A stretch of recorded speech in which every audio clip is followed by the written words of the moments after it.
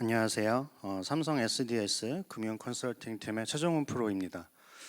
앞에 세션에서는 그 생성형 AI나 어떤 하이퍼 오토메이션 이런 것들에 대한 전반적인 비전과 방향성에 대해서 좀 언급이 됐다면, 이번 세션에서는 현안과 과제에 대해서 당면하고 있는 것들에 대해서 말씀을 드리도록 하겠습니다. 목차는 이와 같은데요. 먼저 하이퍼 오토메이션을 한번 살펴보고요. 그 다음에 그 중에서 중요하다고 볼 수 있는 AI 에이전트를 보고, 그 다음에 금융사가 고려해야 되는 부분들을 말씀드리도록 하겠습니다. 네, 먼저 하이퍼 오토메이션인데요. 저희가 바라보는 하이퍼 오토메이션은 이제 다양한 디지털 기술을 활용을 해서 업무 프로세스나 시스템, 그리고 데이터, 그것을 사용하는 사람까지 연결을 통해서 업무를 자동화하고 기업의 성장을 이끌어가는 과정이다라고 정의를 하고 있습니다. 이러한 하이퍼 오토메이션이 기업에 도입이 되면 이런 효과가 있을 것으로 좀 보고 있는데요. 먼저 업무 효율화를 가지고 올 것이고요. 그리고 코어 업무 성과 향상, 그 다음에 조직을 스마트하게 진화시킬 수 있는 부분, 마지막으로 고객 락인 효과를 낼 수 있는 비즈니스 모델 혁신까지 이루어질 수 있을 것으로 보고 있습니다. 이러한 하이퍼 오토메이션도 진화를 거듭하고 있는데요. 과거에는 RPA 중심으로 단순 태스크들을 반복하고 있었다고 한다면, 현재는 ML과 DL 그리고 생성형 AI를 기반으로 그 기능과 범위를 확장하고 있다라고 말씀을 드릴 수 있겠습니다. 그리고 마지막으로 미래에는 AI 에이전트를 기반으로 자율적으로 판단하고 행동하는, 거기까지 갈 수 있을 것으로 좀 보고 있고요. 여기에서 굉장히 중요한 역할을 수행하게 될 AI 에이전트에 대해서 조금 더 자세하게 바라보도록 하겠습니다. AI 에이전트는 이런 식으로 정의가 되고 있어요. 그래서 지각, 추론, 행위, 학습 능력 등을 통해서 스스로 문제를 해결하는 시스템이다라고 보시면 되겠는데요. 이러한 AI 에이전트도 마찬가지로 진화를 하고 있죠. 첫 번째, 단일 업무를 수행을 하는 싱글 에이전트, 그 다음에 두 번째, 복합적이고 종합적인 업무를 처리하는 멀티 에이전트, 그 다음에 엔드투엔드로 업무를 완결해낼 수 있는 에이전틱 AI, 이런 게 있겠는데요. 생성형 AI 기술이 발전함에 따라서 급속하게 진화하고 있다라는 말씀을 드리겠습니다. AI 에이전트가 금융씬으로 들어오게 되면 이런 것들이 좀 가능할 것 같아요. 싱글 에이전트 부분에서는 이제 지식 검색이나 요약이 될 것이고, 멀티 에이전트 단계로 넘어오게 되면 금융 전문화 콘텐츠를 생성을 함으로써 어떤 투자나 상품 전략, 종합 분석 리포트들을 만들어내고 복합적인 요소를 상담하면서 맞춤형으로 제안까지 해내는 그러한 기능이 가능할 것으로 보고 있고요.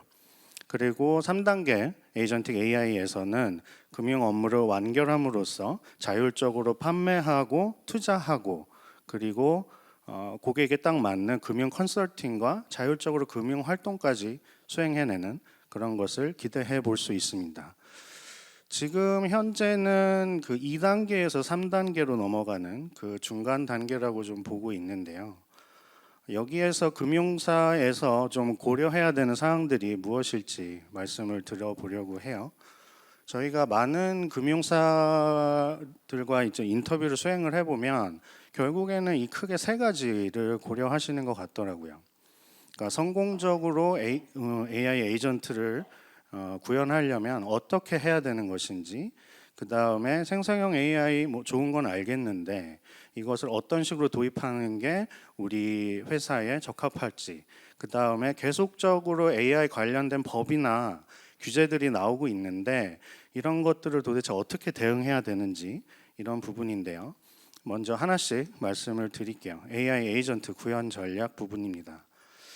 저희 삼성 SDS는 앞에 보시는 것처럼 굉장히 많은 업종과 대상으로 많은 금융 특화 에이전트를 만들었는데요. 1번, 2번, 3번, 4번의 경우에는 업종 공통적으로 사용할 수 있는 공통 에이전트다라고 보시면 되고요. 5번 전문 업무의 경우에는 각 업종별로 특화된 전문적인 업무를 수행하는 에이전트다라고 보시면 되겠습니다. 이렇게 다양한 에이전트를 개발하면서 저희가 굉장히 많은 팁과 인사이트들을 확보할 수 있었고요. 오늘 이 자리에서는 크게 3가지 팁에 대해서 말씀을 드리려고 합니다. 먼저 이게 제일 중요하다고 좀 보고 있는데, 업무 담당자와 개발자 간에 밀착해서 진행할 필요가 있다. 그 다음에 태스크에 꼭 맞는 프롬프트 엔지니어링 기법을 적용해야 된다. 그 다음에 마지막으로 멀티 에이전트 얘기인데, 에이전트 간의 구성을 잘 하고 그것에 대한 역할과 관계를 할당해 주는 것이 중요하다라는 말씀을 드리려고 합니다. 결국에는 AI 에이전트 구현이라는 것이 업무 담당자의 전문성을 생성형 AI 모델이 이해하기 쉬운 표현으로 적절히 업무 배분을 해서 진행하도록 지시하는 것이다 라는 말씀을 드리면서 첫 번째부터 시작을 해볼게요. 업무 담당자와 개발자 간의 밀착 진행이 필요하다라는 부분은 크게 과제 구체화 부분, 그 다음에 업무 노하우 적용 부분, 마지막으로 테스트 최적화 부분에서 좀 필요하겠는데요. 이렇게 좀 예시를 시작해 보겠습니다.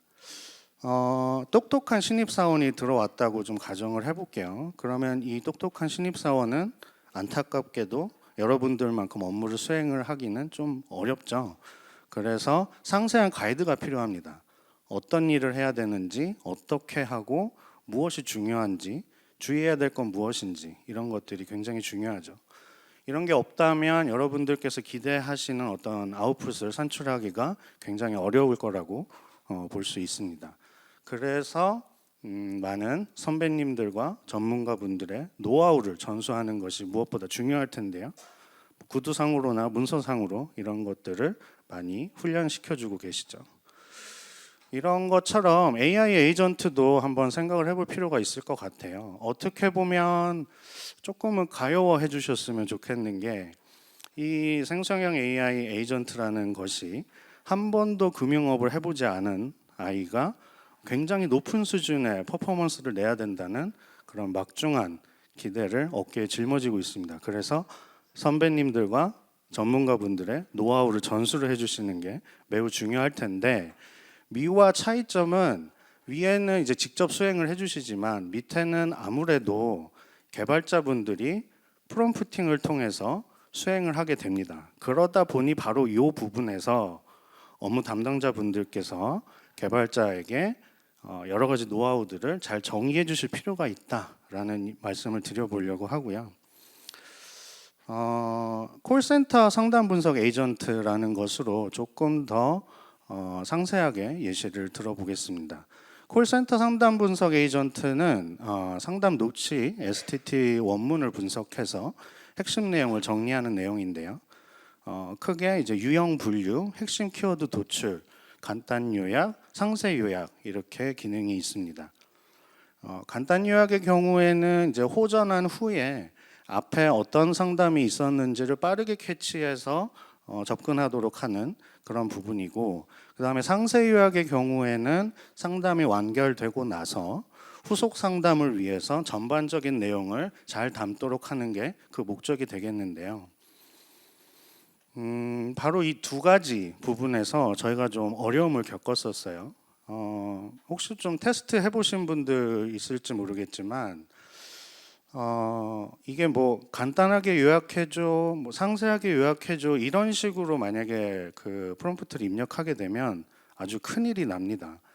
마치 무슨 그 초등학생 일기처럼 뭐 이야기 중심의 그런 결과문을 받아볼 수밖에 없는데, 저희도 마찬가지로 내러티브 중심의 요약이라던가 아니면 굉장히 필요한 필수 정보들을 놓치는 그런 부분들을 좀 확인할 수 있었고, 그 다음에 요약 관점의 일관성이 부족해서 어떨 때는 좀 요청 중심으로 나오고 어떨 때는 이슈 중심으로 나오고 뭐 이러기도 한다는 거죠.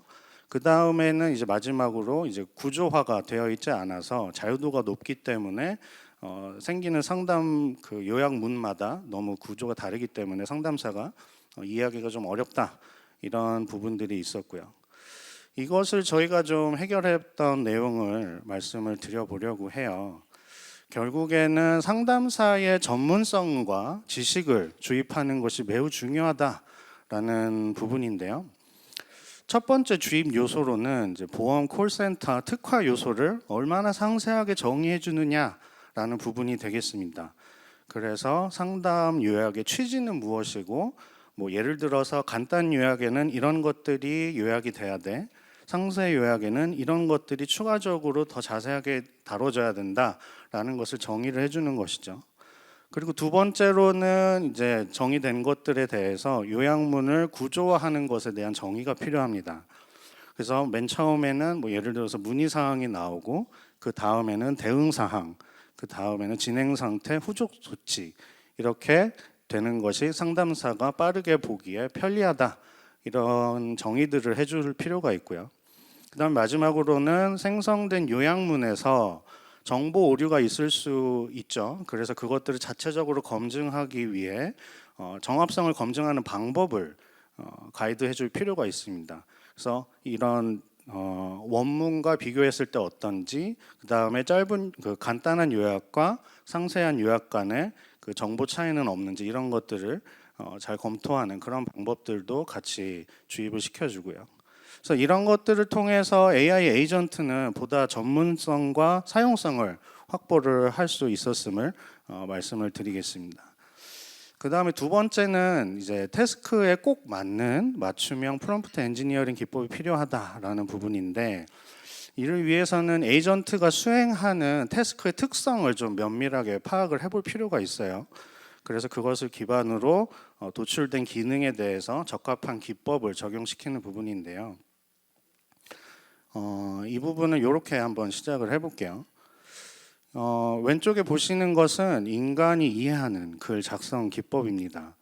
저희 학창 시절부터 굉장히 많이 봤던 기법들인데, 저희는 굉장히 자연스럽게 어떤 글의 목적이나 취지에 따라서 적합한 글을 써내는 능력을 굉장히 많은 훈련을 받았습니다. 그래서 적합한 기법을 적용을 했을 때 독자의 이해도는 굉장히 올라갈 수 있고, 그것으로부터 공감력과 설득력을 확보할 수 있겠죠. 그래서 마찬가지로 AI 에이전트는 글 작성 기법이 있는데 조금 달라요. 그 오른쪽에 보시는 것처럼 뭐 체인 오브 서트라든지 퓨샷, 뭐 ICL 여러 가지 기법들이 있죠. 그래서 마찬가지로 태스크의 목적과 상황에 맞는 프롬프팅 기법을 적절히 적용시켜 주는 것이 에이전트의 이해도를 올릴 수 있고, 그것으로부터 결국에는 업무 수행력을 확보할 수 있다라는 말씀을 드리겠습니다. 조금 더 상세하게 예시를 들어보면 마케팅 메시지 생성 에이전트예요. 주요 기능은 이제 이벤트 본문을 기반으로 마케팅 문구를 자동 작성하는 그런 기능이 되겠습니다. 그래서 본문을 이해하고 중요한 부분에 대해서 스타일링을 하는 그런 부분이 되겠는데요. 여기에서는 이제 컨셉 부분에서 저희가 그 뭐 혜택이나 고객 강조나 뭐 유의를 해야 되는 이러한 여러 가지 컨셉이 있는데, 그 컨셉에 맞는 이제 새로운 문장이 좀 나와줘야 된다라는 그런 좀 아쉬운 점이 있었습니다. 그래서 첫 번째로 저희가 결과물을 업무 담당자분께 제공을 했을 때 표현들이 좀 다 좀 비슷비슷하다. 저희가 제공해준 예시와 좀 유사한 수준의 그런 생성문들이 나와서 좀 아쉽다, 이런 코멘트들을 받았어요. 그런데 저희가 이것들을 그러니까 뭐 좀 창의적으로 해줘, 좀 더 새로운 문구를 만들어줘, 이런 지시를 했을까요, 안 했을까요? 당연히 했죠. 그런데도 이제 워킹하지 않았다는 부분인데, 바로 이 부분에서 이제 전략형으로 프롬프트 통합 설계하는 기법이 필요하다라는 말씀을 드려보려고 합니다. 먼저 이 작업 유형을 좀 판단을 해줘야 되겠는데요. 이 마케팅 메시지 생성 에이전트라는 것이 이 여러 가지 작업 유형 중에 어떤 것에 해당하는지 인데요. 여기에서는 이제 텍스트 생성과 변형에 관련된 부분이라고 좀 볼 수 있고요. 조금 더 자세하게 들어가면 텍스트 생성 및 변형도 그 안에 또 여러 가지 상세 유형이 있을 수 있는데, 여기에서는 이 가운데 세 가지 요약 및 정보 압축, 창의적 글쓰기, 템플릿 문체 변환, 이런 부분이 주요하다라고 볼 수 있겠습니다. 그래서 요약 및 정보 압축의 경우에는 이제 정확한 마케팅 정보 기입을 위해서 레그나 인스트럭션 관련된 프롬프팅이 주요하고요. 그다음에 창의적인 글쓰기 관점에서는 혜택이나 고객, 그다음에 유의를 잘 수행할 수 있는 수식 문구를 생성하기 위해서 COT나 ICL과 같은 프롬프팅 기법, 그리고 마지막으로 템플릿 문체 변환 관점에서는 포맷을 최종적으로 맞춤 정리해주는 아웃풋 컨스트레인트, 이런 기법들이 중요하다라고 볼 수가 있고요. 그리고 특히 ICL에 대해서 조금 더 말씀을 드려볼게요. ICL, In Context Learning인데요. 여기는 그러니까 사용자가 제시한 예시를 참고해서 그 예시에 맞게끔 아웃풋을 생성해내는, 그러도록 하는 프롬프팅 기법이라고 보시면 될 것 같은데, 한계점이 제공하는 예시만을 좀 참고를 하기 때문에 조금 더 새로운 무언가가 나오기는 어렵다라는 부분이 있었던 거죠. 그래서 이 부분에서 좀 저희가 고민을 하면서 서베이를 해봤을 때, 이제 24년 4월 달에 매니샷 기법이라는 것이 좀 나왔음을 확인할 수 있었고요. 여기에서는 사용자가 주는 예시를 활용 단순히 한다기보다는 스스로 예시를 진화하면서 생성하는 그런 것을 에이전트에게 지시하는 프롬프팅 기법이라고 보시면 될 것 같습니다. 그래서 사용자는 이 에이전트가 진화하는 방향만을 제시를 해주면 에이전트가 백단에서 계속 스스로 진화하면서 예시를 생성을 하고, 그 최말단에 있는 가장 진화된 그 이그젬플을 기반으로 답변을 생성하도록 유도하는 그런 기법이라고 보실 수 있겠습니다. 말씀드렸던 것처럼 태스크 최적화된 프롬프팅 엔지니어링 기법이 중요하다라는 부분이 되겠고, 그것을 기반으로 새로운 표현을 생성하는 그런 에이전트 결과를 확인할 수 있었습니다. 그리고 세 번째로는 멀티 에이전트 관련된 부분인데요. 업무를 잘 수행하기 위해서 에이전트 간의 구성 관계를 설정하는 것이 필요한데, 이를 위해서는 태스크 복잡성을 판단하는 것이 좀 주요할 것 같아요. 그래서 어떤 부분에서 복잡한 요소를 가지고 있는지, 그리고 그런 것들을 기반으로 해서 에이전트 간 관계 정의하는 게 중요하다라는 부분인데요. 이거는 이런 식으로 좀 시작을 해볼게요. 이제 앞에 보시는 것은 이제 인력 구성도인데, 저희가 업무하거나 사업을 시작할 때 생각을 해보시면 인력 구성도가 중요하다라고 볼 수가 있어요. 그래서 이런 것이 최적화되어 있어야 각 그 파트별로 업무 전문성을 충분히 내면서 의사소통도 문제가 없고요. 그 다음에 작업 효율성도 극대화시킬 수가 있겠죠. 그 마찬가지로 AI 에이전트도 태스크에 꼭 맞는 에이전트 아키텍처를 구성해 줄 필요가 있고요. 그것에 따라서 업무 전문성을 갖고 에이전트 간의 의사소통, 그 다음에 작업 효율성을 확보할 수 있다라는 말씀을 드리겠습니다. 이 부분은 상품 비교 추천 에이전트로 말씀을 드릴게요. 저희가 담당했던 상품 비교 추천 에이전트는 우선은 대고객용 에이전트입니다. 테스트 중인 상태인데, 상품을 안내하고 추천하는 그런 챗봇이 되겠습니다. 그래서 여기에서의 이제 핵심 기능은 질문을 이해하고 그다음에 정확한 답변을 제공해 주는 게 메인이 되겠는데요.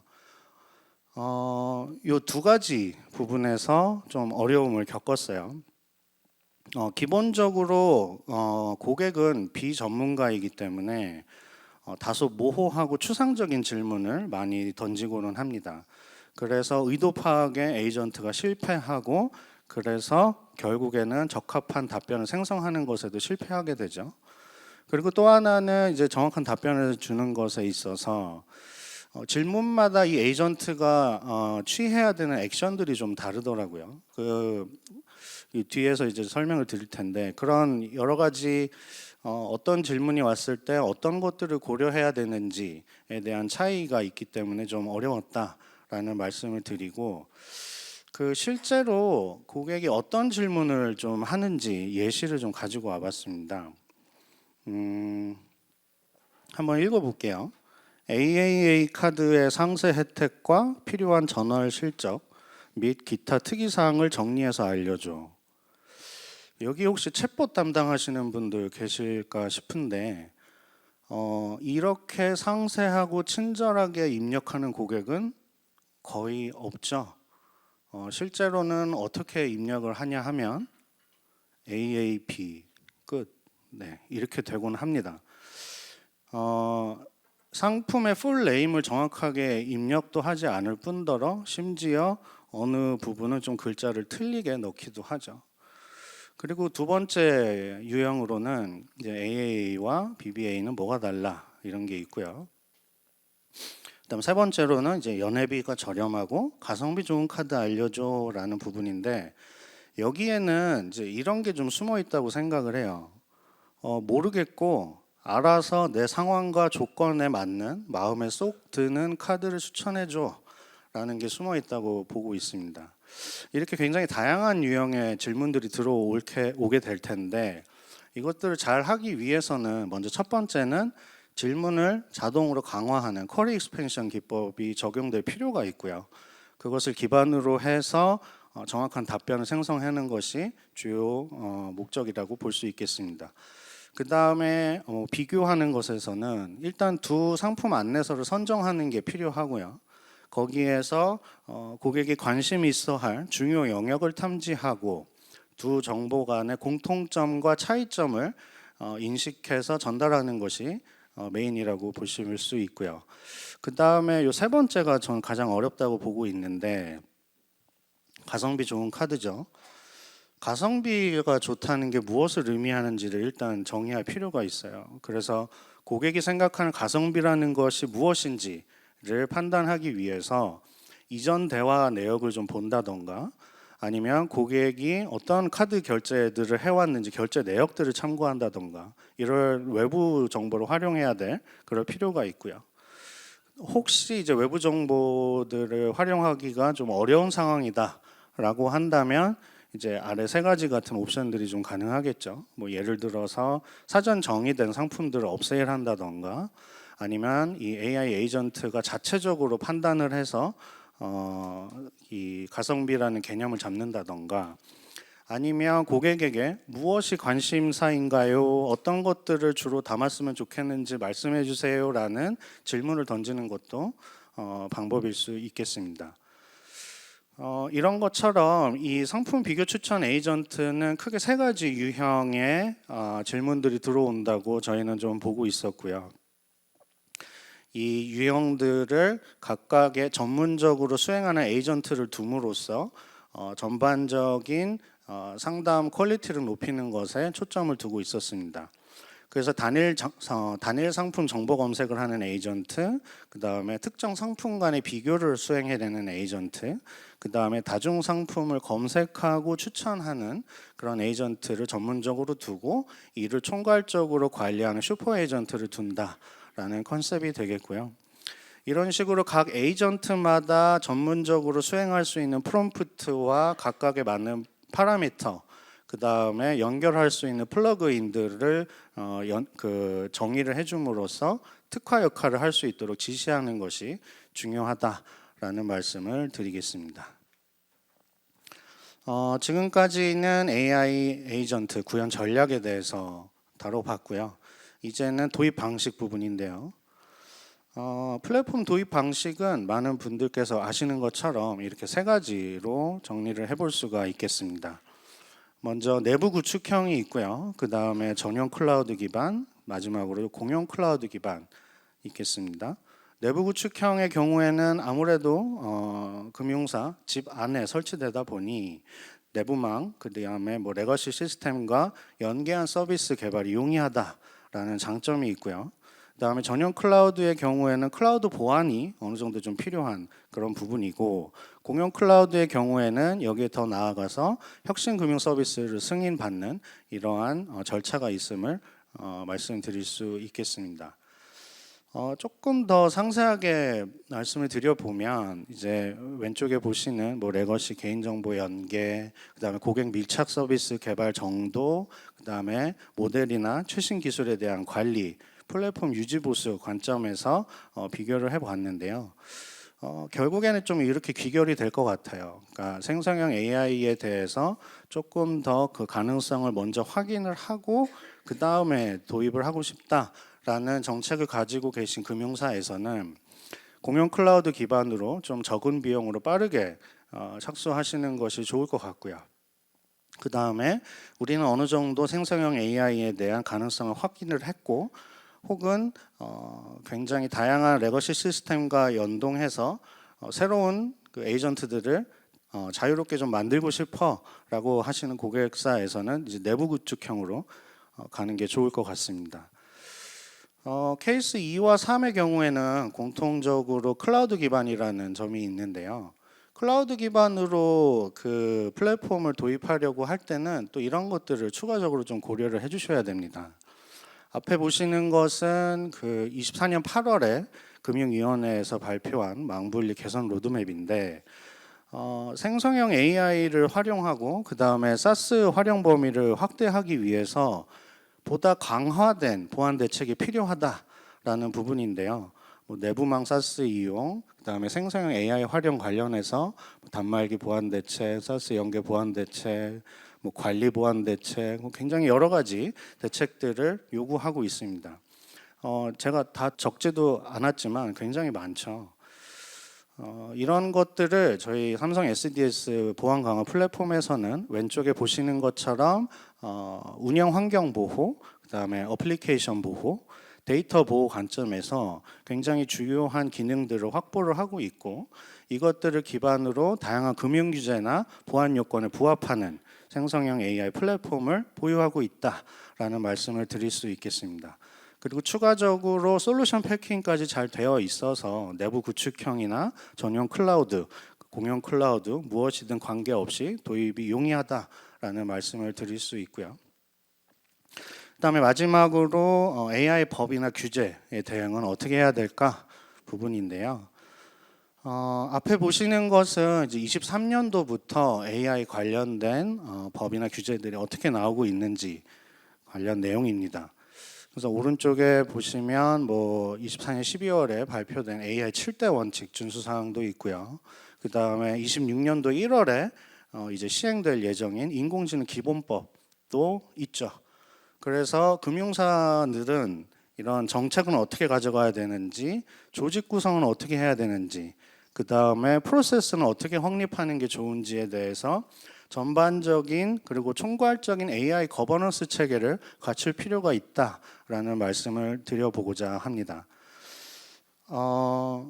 AI 거버넌스 체계에 대해서 좀 말씀을 드리면 이제 더 이상 선택의 문제는 아니라고 보여져요. 그래서 안전하고 신뢰할 수 있는 서비스 제공을 위해서 그리고 특히 AI 에이전트를 기반으로 혁신을 추구한다라고 하시면 필수 요건이라고 좀 생각을 하고 있고요.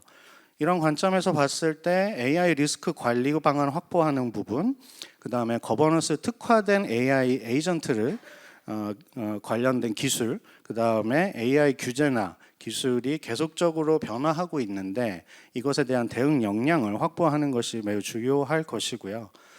이러한 것을 좀 확보하려고 노력을 하시다 보면 이 밑에 보시는 굉장히 다양한 것들을 좀 고려를 해주셔야 돼요. 그래서 뭐 일단은 AI 시스템 운영 현황 분석부터 시작해서 뭐 거버넌스 내규 수립이라든지 아니면 업무 매뉴얼 작성, 뭐 가이드라인 정의, 뭐 조직 구성원 도출, 굉장히 여러 가지 것들이 있고요. 이런 점에서 봤을 때 저희 삼성 SDS AI 거버넌스는 다음의 특징을 좀 말씀드릴 수 있겠습니다.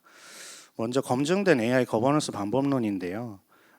분석 기술 프레임워크나 분석 항목 구조화 등을 통해서 금융사의 그 현황을 체계적으로 좀 분석을 하고 꼭 맞는 거버넌스 체계를 수립할 수 있다라는 말씀을 드리고요. 그다음에 이미 굉장히 많은 금융사와 함께 이 작업을 진행해 왔다라는 말씀도 같이 드리겠습니다. 그리고 두 번째로는 툴킷 기반 객관적 점검인데요. 삼성 SDS가 자체적으로 보유하고 있는 거버넌스 평가 툴킷을 기반으로 해서 금융사의 거버넌스 현황을 객관적으로 평가할 수 있다라는 말씀을 드릴 수가 있고요. 그 다음에 마지막으로 POC까지 같이 수행을 함으로써 설계된 AI 거버넌스 체계를 검증하고 실질적으로 금융사 자체적으로 가지고 있는 서비스들을 평가해 보는 그런 것까지 용이하다라는 특징을 말씀드릴 수 있겠습니다. 지금까지 그 AI 에이전트 그리고 하이퍼 오토메이션 관련해서 좀 현안이나 과제 위주로 좀 말씀을 드렸고요. 이제는 맺은말 단계로 좀 넘어가 보려고 합니다.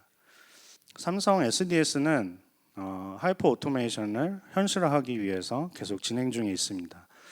앞에서 언급됐던 마케팅 메시지 생성이라는 에이전트의 하이퍼 오토메이션 확장을 좀 말씀을 드려보려고 하는데요. 예를 들어서 맨 처음에 이벤트 정보 작성을 직원이 이제 수행을 하죠. 몇 가지 이제 정보들을 주고 나면 이벤트 DB에서 브리티 코파일럿이라고 하는 것이 이제 자료 저장이나 관리를 해주고 기존에 이미 냈던 이벤트와 중복은 어떤지, 그 다음에 이렇게 나갔을 때 성과는 어떻게 될 것인지의 예측 피드백을 직원에게 줄 수가 있고요. 그 다음에 이제 마케팅 정보 데이터 준비라고 해서 이제 생성형 AI가 본격적으로 메시지를 생성함에 있어서 데이터를 준비하는 그런 단계라고 보시면 되고, 자동으로 생성하는 에이전트를 호출을 하게 된다면 그다음에 그것에 맞춰서 메시지를 생성을 하고, 그리고 또 하나는 이 생성된 메시지가 광고 심의 기준에 있어서 적합한지를 점검해주는 그런 에이전트도 있을 수 있겠죠. 그래서 이런 것들이 충분히 검증이 되고 난 다음에 이제 채널을 발송하게 됩니다. SMS나 FC 등으로 고객들에게 나가게 되죠. 그래서 발송 RPA 봇으로 이것도 자동화를 할 수가 있고, 그 다음에 마지막으로는 그 결과를 이제 사후 모니터링하는 부분인데, 성과를 이제 분석하면서 그것에 대한 결과까지 직원에게 보고하는 이런 것이 가능할 것이다. 라는 말씀을 드릴 수 있고요. 왼쪽 아래에 보시면 브리티 코파일럿, 브리티 오토메이션, 패브릭스 이런 것들을 제가 좀 적어 두었는데요. 마지막으로 좀 설명을 드려보려고 합니다.